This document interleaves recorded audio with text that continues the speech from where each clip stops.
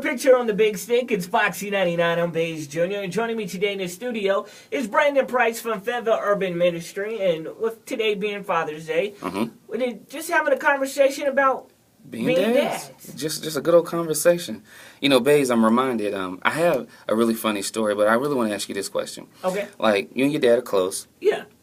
And both of you guys are in media, which I think is really neat, you know, because like father, like son in a lot of ways. Yeah. What's probably the most memorable thing that you can remember? The most memorable, like father-son thing. The most memorable thing I can remember, make a long story short, my dad used to be like Tim Allen, the tool man. Okay. Yeah, like home improvement. Yeah, okay, home I got improvement, you. I got you. Try to fix everything in the house. Okay. So the sink gets clogged up. All right. And so we're up underneath the house. Uh-huh.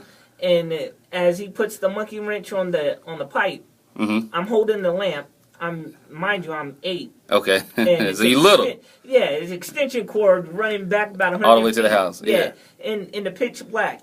And he says, Baze, when I take the cap off this pipe, we're going to get covered in spaghetti and water. He said, whatever you do, don't drop the light. Yeah. I said, okay. So he takes the thing off. I throw the light down. The light breaks. And I mean, literally, the light bulb pops. Uh-huh. And we should have been electrocuted. Oh, man. And so it goes pitch black. And then he goes, hey, Baze, I thought you said you weren't going to drop the lamp.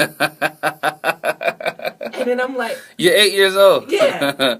What did you expect? Yeah. And so it gets quiet, goes dark, and he's like, I'm like, I'm sorry. Yeah. That's crazy. That reminds me of 2 stories, man. First of all, I tell this story because with my son... There's 2 quick stories I'm gonna share. Okay. Father stories. I got a couple of good father stories. All right. Well, number one, my daughter when she was 3 years old. All right. I was so hyped one day in this one little bed. We had a little 1-bedroom apartment, and so hyped. I was holding her. Me and my then fiance. I was so crunk listening to Foxy 99, and just throw that little shameless plug in there. And I used to act crazy, act like I was getting ready to freestyle. So I was like, babe, come on, let's freestyle. I'm so hyped. And she's like, honey, please, I'm not freestyling. And I said, all right, don't worry about it. So I looked at my daughter. I said, come on, baby, let's freestyle. And so my daughter, she got her hands up. She's 2 years old, 3 years old. She jamming. She ready. And I'm holding her. And I said, all right, spit something on it. And she said, I said, what?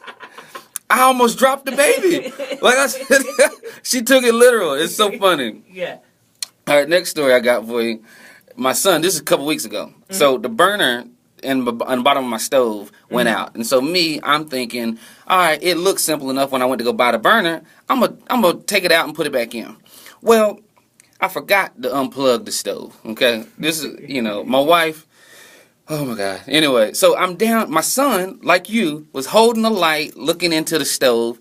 I'm inside the stove, and I feel a little resistance as I'm trying to pull the old burner out. Right? I done unscrewed it and everything. I'm trying to pull it out. And it got a little resistant, and so I kept snatching it until I snatched it, and an explosion had happened. And so my son, it threw me up against the wall. I don't know why I'm still standing here talking about it. But I turned to my son. He came over to me because light lost my sight for about 30 seconds. And he comes over to me, taps me on the shoulder, and he says, Dad. He said, you went boom. And he started acting it out. And so that was the running joke the whole night. But the last story I share, which is a story about me and my dad. All right. It's the coldest winter ever in North Carolina. It's like summer snow of 96. I don't know if you remember.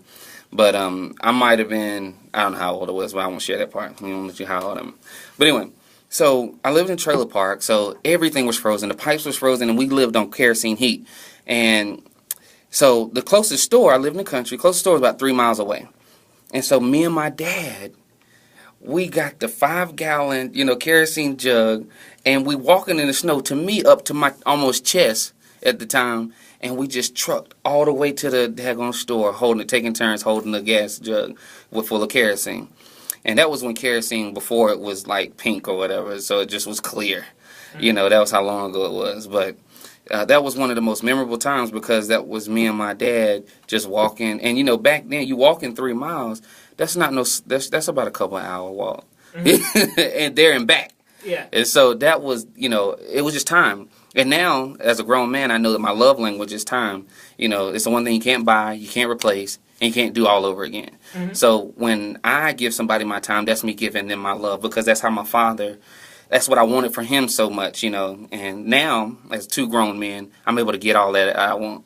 Yeah. So those are just some couple of funny stories. I'm sure my daughter would tell you a couple more funny stories. Yeah, and the perfect way to give time, bringing it back to Fayetteville Urban Ministry, absolutely, is to be a mentor. And you're one of our mentors. Yes, and so you give time to one of these young men whose father used to be locked up, got out, and still is no longer in this child's life. And so give the gift of time, guys, especially you young men. I know that you're busy. Somebody's pulling on you, tugging on you every which way but loose.